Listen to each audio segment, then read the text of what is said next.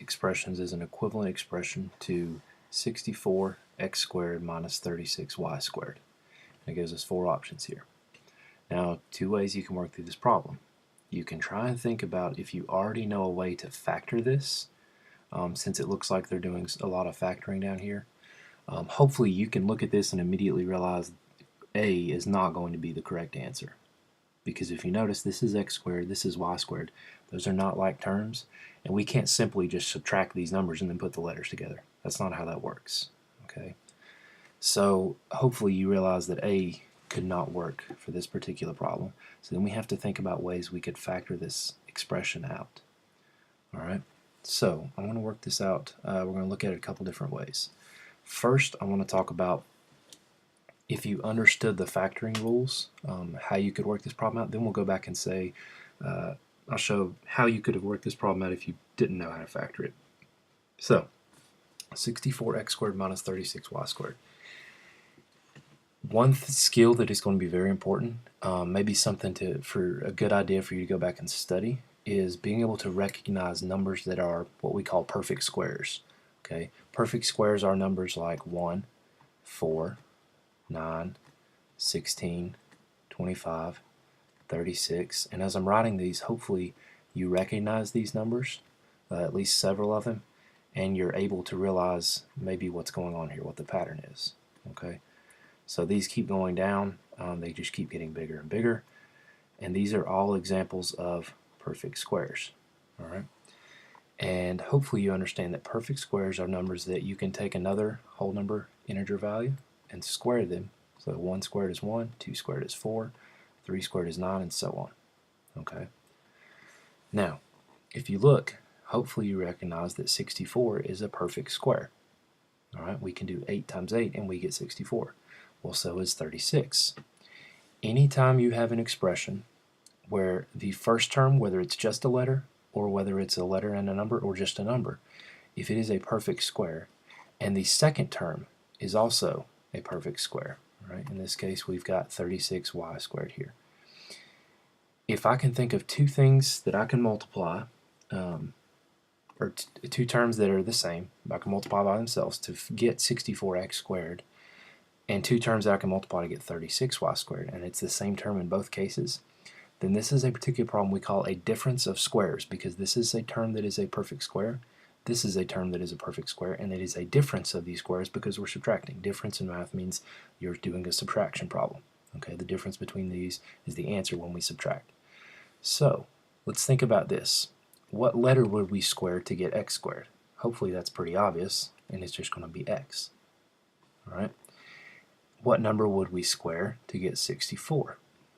Alright, if you look over here, this is 4 squared, 5 squared, 6, 7, and 8 squared gives us 64.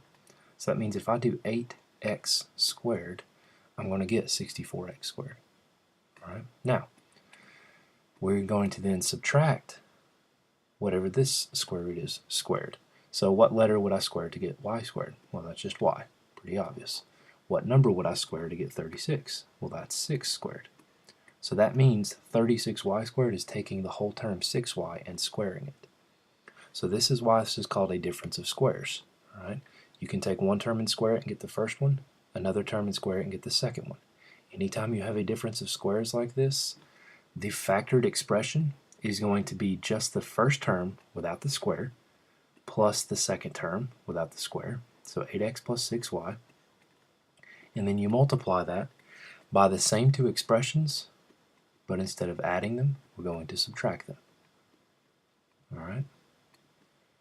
And that is the factored form, which means our answer is going to be C. Now the reason this works out is because when we multiply this out, alright, I'm going to show you this using the box method here that we've learned in class.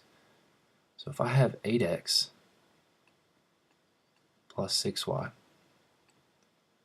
and I'll multiply that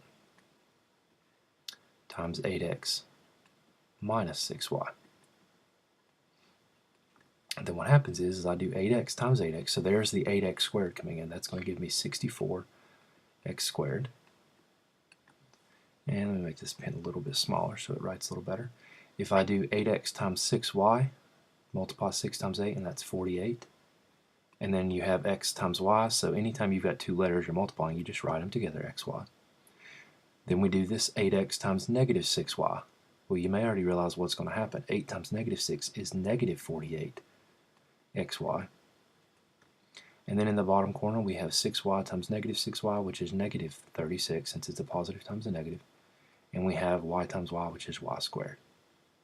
So what you may realize is that these two terms right here, this 48xy and this negative 48xy, when I add those up, 48 plus negative 48, those cancel out. So all I'm left with is the 64x squared minus 36y squared. Okay? So anytime you have a difference of squares, if you have the same two terms at the beginning and end of each factor, and you're adding them in one expression and subtracting them in the other, then you're going to cancel out your middle terms, and you're just left with the first one squared minus the second one squared. Okay, so this is going to be our answer, C. Now, if you did not know that rule or how that works, just understanding your options by looking at these, we already said A could not work, right? Because there you're not simplifying, you're not factoring anything out. All they did was they subtracted the numbers and put the letters together. Well, you can't do that when you're just subtracting two terms that are not like terms. So the next step is, part B, looks like they factored out a 4. Well, you can divide both of these by 4. And in fact, if you pull out a 4, you are left with 16 when you divide 64 by 4. And you're left with minus 9 when you pull out a 4 from the factor out a 4 from 36. However, they just left a x and a y instead of x squared and y squared. All right. So they dropped the squared part without pulling out any letters, all right, which is not an okay.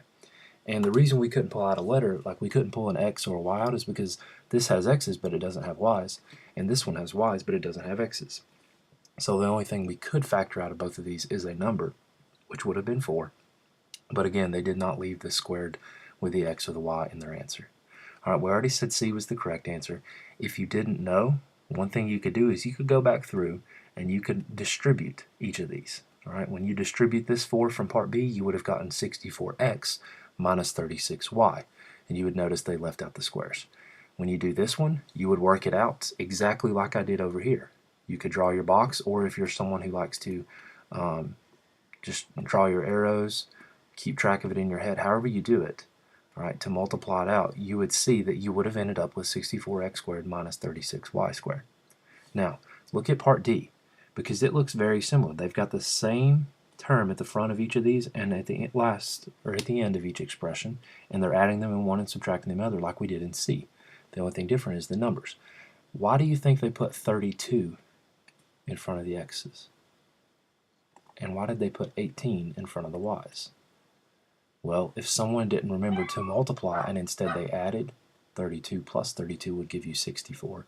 18 plus 18 would be 36. But we know that's incorrect. All right. So the only correct answer would be C. All right.